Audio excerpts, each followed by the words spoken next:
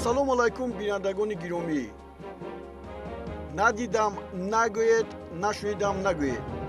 23 феврали соли 2025 дар қасри Балван шолаки шаҳри Алматои Қазоқистон дар мусобиқаи лиги октагон 70 размандаи тоҷик Қамариддин Ҳасанов бо тахаллуси комилкарате дар вазни сабук бо размкори қазоқ Еркебулан Токтар ворид рақобат мешавад.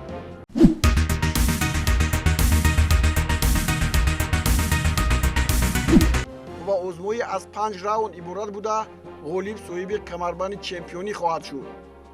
Комилкарате 36 сола буда дар шаҳри Панҷакили Тоҷикистон ба дунё омадааст ва дар набардҳояш 7 пирӯзӣ ва 2 бохт дорад.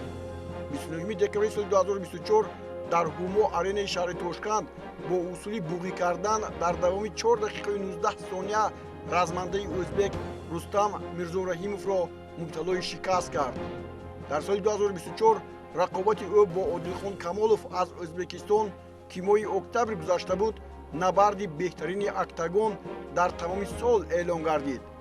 аз тарафи дигар, комилкарате ба ҳайси беҳтарин блогери сол дар соли 2024 дар Тоҷикистон низ эътироф шуд.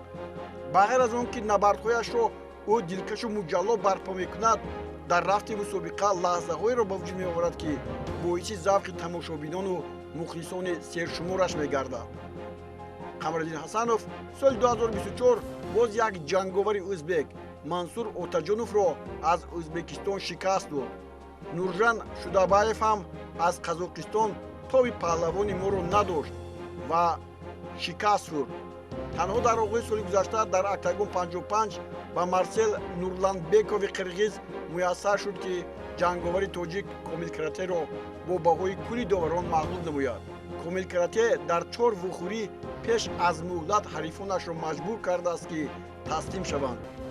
ин навбат 23 феврал дар набарди унвони қаҳрамонӣ дошта Еркебулан Тохтари қазоқ, ки 8 пирӯзӣ ва 3 бохт дорад, вориди қафас мешавад. зӯрозмоиро созмондиҳандагони мусобиқаи октагон ба ҳайси соҳиб шудан ба унвони қаҳрамонии BMF Best Dangerous Gangster эълон карданд. Еркебулан на танҳо разманда аст, балки нақшофар актёре ҳаст, ки дар филмҳои зиёде бозӣ кардааст. ӯ 29 сола буда аз нигоҳи қад аз Қамариддин 7 сантиметр баландтар мебошад. аз соли 2011 ба нақшофарӣ дар саҳнаҳои кино силсила филмҳо машғул шуд.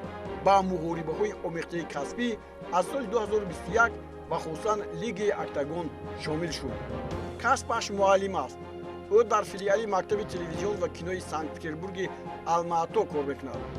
Еркебулан Тохтар мисли размандаи тоҷик комилкарате дар 4 вухӯрии охир ғалаба ба даст овардааст. ӯ бар Ҳайсам аз Саид аз Миср ва Кушал Вияс аз Ҳиндустон пеш аз муҳлат, Одилхон Камолове, ки Қамариддин Ҳасанов ӯро мағлуб карда буд, инчунин Константин Чередниченко аз Қазоқистон пирӯзӣ ба даст овардааст. Паёмназарӣ аз Ҷумҳурии Исломии Эрон дар октагон промоушени 44 ӯро пеш аз муҳлат дар давоми 2 дақиқаи 42 сония бо буғӣ кардан шикаст дода буд. Еркебулан бо Одилхон Камолов дар рақобати аввалаш бо сабмишн дар 3 дақиқаи 23 сонияи раунди аввал таслим гардид.